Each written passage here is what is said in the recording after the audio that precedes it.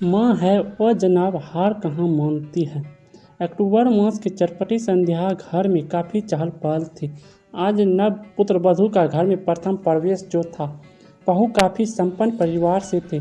बहुत से अधिक उसके द्वारा लाए गए सामान की चर्चा थी, जो हमारे समाज की घोर विडंबना है। रिश्ते नाते पारिवारिक जीवन से संघर्ष करते हुए समय अपनी गति से चलता गया और एक लंबे अंतराल के बाद अंततः घर में पुत्र संतान का जन्म हुआ।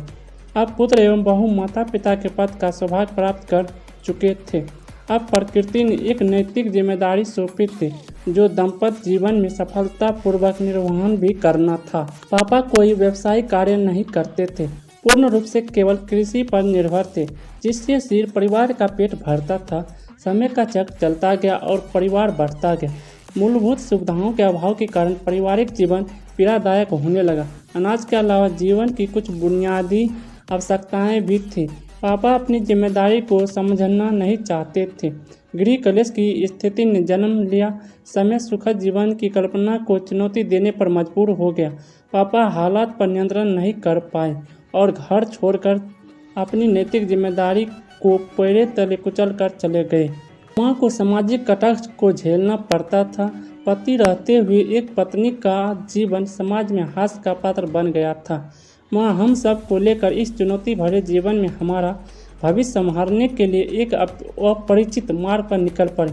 भारतीय नारी जो सहनशीलता, कठोर परिश्रम एवं मातृशक्ति के लिए विश्व भर में अपना लोहा मनवा चुकी है, इसी विश्वास को पुनः बरकरार रखने के लिए माँ चुनौतियों के पथ पर अक्सर बढ़ती चली गई।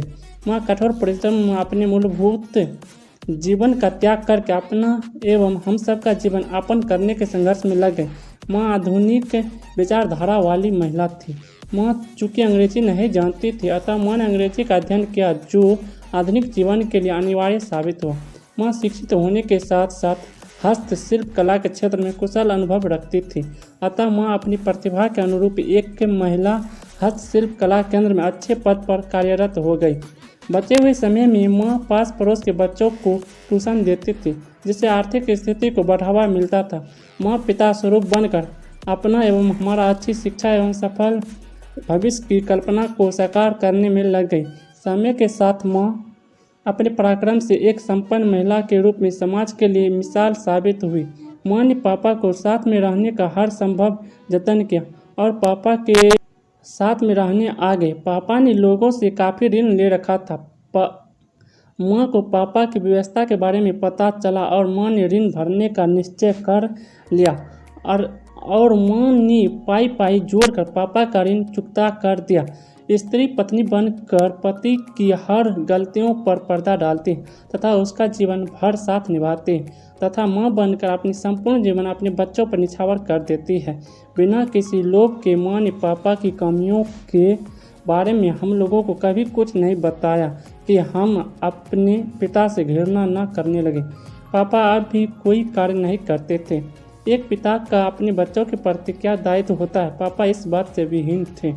कुछ माह अंतराल के बाद पापा फिर से चले गए और हम समय के साथ कदम से कदम मिलाते बड़े होते गए।